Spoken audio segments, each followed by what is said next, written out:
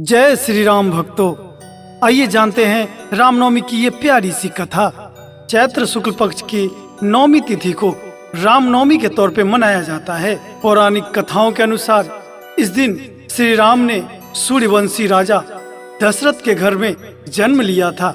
इस दिन भगवान राम की पूजा होती है तथा कथा सुनी जाती है और इस दिन चैत्र महानवमी के रूप में माँ दुर्गा के नौवें स्वरूप माँ सिद्धिदात्री की भी पूजा होती है।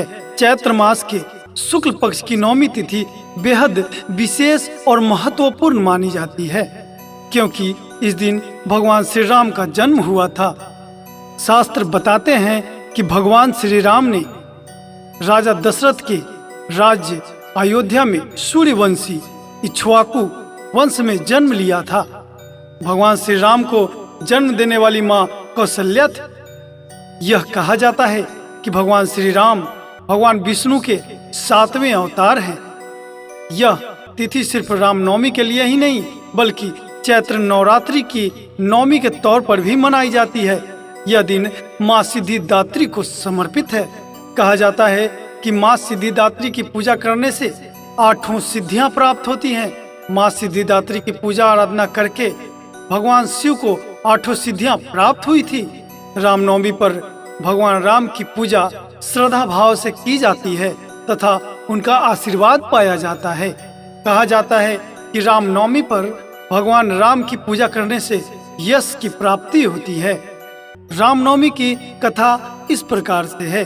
रामनवमी पर यह प्रसिद्ध कथा सुनना बहुत ही लाभदायक माना जाता है।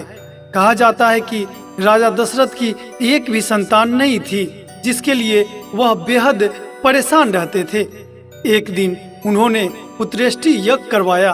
फिर यज्ञ से प्राप्त खीर को अपनी पत्नी कौशल्या को खाने का आदेश दिया था। माता कौशल्या ने खीर का आधा हिस्सा किया और उसे माता कैकेयी को दे दिया।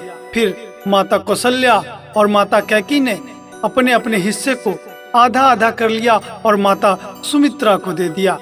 तीनों माताओं ने इस खीर का सेवन किया, जिससे चैत्र मास के शुक्ल पक्ष की नौमी तिथि पर पुनर्वसु नक्षत्र और कर्क लगन में भगवान श्री राम ने माता कौशल्या के कोख से जन्म लिया था।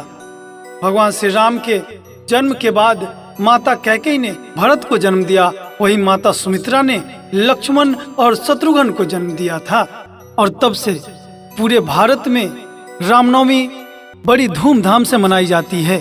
तो भक्तों, रामनवमी की कथा यही थी। प्रभु रामचंद्र सबका कल्याण करे। जय श्री राम, जय श्री राम।